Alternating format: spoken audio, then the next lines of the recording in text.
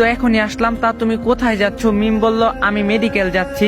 মাসুদের মা বলল ও তা আজ না গেলে হয় না। মিম বলল আমি যাব, আজ তাড়াতাড়ি আসবো।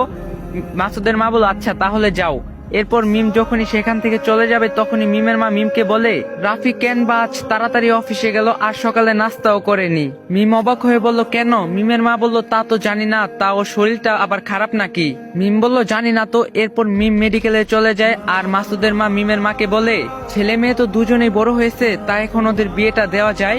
মিমের মা বলল হ্যাঁ তা ঠিক বলেছেন, তাহলে কি ওদেরকে বলি? মাসুদের মা বলল মাসুদ তো মিমকে অনেক পছন্দ করে, ও তো এক পায়ে রাজি। মিমের মা বলল তাই নাকি, তাহলে তো ভালোই হয়, মিমও তাহলে রাজি। মাসুদের মা বলল তাহলে তো আর কোনো সমস্যা নেই, আমাদের সম্পর্কটা আরো ভালো হোক। মিমের মা হাসতে হাসতে বলল তা যা বলেছেন। অন্যদিকে রাফি ও মিমের বাবার অফিসে কাজ করছে আর তার মনটা অনেক খারাপ, বিশেষ করে মাসুদের সাথে তার রাতের ঘটনার জন্য। এরপর দেখতে দেখতে বিকাল হয়ে গেল। এখন রাফি অফিস থেকে বের হয়, সে বাসায় যাওয়ার জন্য একটা রিক্সা ঠিক করে রওনা দেয়।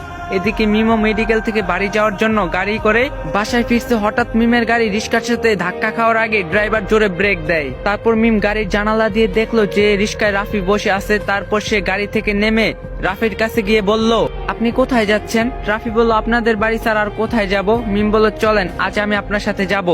রাফি বলল আমার সাথে যাবেন মানে? আপনি তো গাড়িতে করে যাচ্ছেন আর আমি রিক্সা।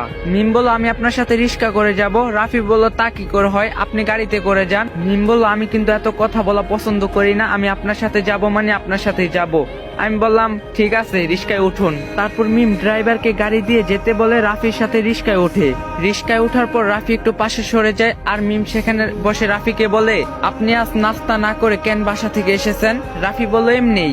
মিম বলল আচ্ছা আপনার কি খেতে পছন্দ? আমি বললাম হঠাৎ এমন কথা কেন? মিম বলল আগে বলুন আপনার পছন্দের খাবার কি? আমি বললাম সবগুলোই আমার পছন্দের খাবার। মিম বলল তাও স্পেশাল কিছু? আমি বললাম না তেমন কিছু নেই। তারপর মিম হঠাৎ করে রিক্সা থামাতে বলল আর তা দেখে আমি বললাম রিক্সা আবার থামাতে যাবে কেন? মিম বলল আগে রিক্সা থেকে নামুন, আমরা এখন ফুচকা খাবো। আমি বললাম ফুচকা খাবো মানে? মিম বলল কেন, আপনি কি এখন না বলবেন? আপনার সব খাবার পছন্দ আর আমার পছন্দ ফুচকা। আমি বললাম এতে তো দেরি হয়ে যাবে। মিম বলল দেরি হলে তা আমি বুঝবো, আপনি এখন আসুন। তারপর রাফি রিক্সা থেকে নামে তার কথা অনুযায়ী ফুচকা খাওয়ার জন্য। তখন মিম বলে ওঠে আপনাকে না আজকে অনেক কিউট লাগছে। রাফি বলল কেন? মিম বলল এই যে আজ আপনার চুলগুলো কেমন যেন বাতাসে এলোমেলো হয়ে গেছে। আমি বললাম ও হতে পারে। তারপর মিম আর রাফি ফুচকা খাওয়া শুরু করলো। হঠাৎ করে মিমের ঝাল লাগে আর সে পানি খুঁজতে খুঁজতে সামনে যাবে, তখনই তার পায়ে ছুরির মতো কিছু একটা লাগে আর সে চিৎকার দিয়ে ওঠে। তারপর রাফি দেখতে পায় তার পা দিয়ে অনেক রক্ত বের হচ্ছে। রাফি সাথে সাথে তার ফুল হাতা শার্টের কিছু অংশ ছিঁড়ে মিমের পা বেঁধে দিল। রাফি অনেক ভালো করে তার পায়ের কাপড় বাঁধলো, মিমের পা থেকে রক্ত বের হওয়া বন্ধ হলো। আর মিম শুধু রাফির দিকে চেয়ে আছে। পরে রাফি বলল আপনার কি এখন ব্যথা কমছে? মিম বলল আর ব্যথা নেই, আর পাও একেবারে ভালো হয়ে গিয়েছে। রাফি বলল না সেটা বললে হবে না, আপনার পা আরো ভালোভাবে বাঁধতে হবে, এখনো একটু একটু রক্ত বের হচ্ছে। মিম বলল রক্ত বের হবে না, আপনি আছেন তো? রাফি বলল আমি আছি মানে? মিম বলল কেন, আপনি আমার পা নিজের শার্ট ছিঁড়ে বেঁধে দিলেন, তাই তো পা আরো ভালো হয়ে গেল। রাফি বলল আচ্ছা তাড়াতাড়ি এখন বাড়ি চলুন, আপনার রেস্ট দরকার। মিম বলল না আমি এখন বাড়ি যাব না। রাফি বলল কেন যাবেন না? মিম বলল আপনাকে আমার কিছু কথা বলার যে ছিল। রাফি বলল তা এখন বলুন। মিম বলল না এখানে না, পাশে একটা পার্ক আছে আর তার পুকুরের পাড়ে না হয় বলি। রাফি বলল কিন্তু আপনার পা তো কেটে গেছে। মিম বলল সমস্যা নেই, আমি নিজে হেঁটে যেতে পারবো। রাফি বলল না তা দরকার নেই, আপনি তাহলে পরে বলিয়েন। মিম বলল না আমি আজই বলবো। আমি বললাম আচ্ছা সাবধানে চলুন। তারপর মিম নিজে নিজে কষ্ট করে হাঁটতে শুরু করে। তারপর রাফিও তার সাথে যায় পার্কের পুকুর পাড়ে।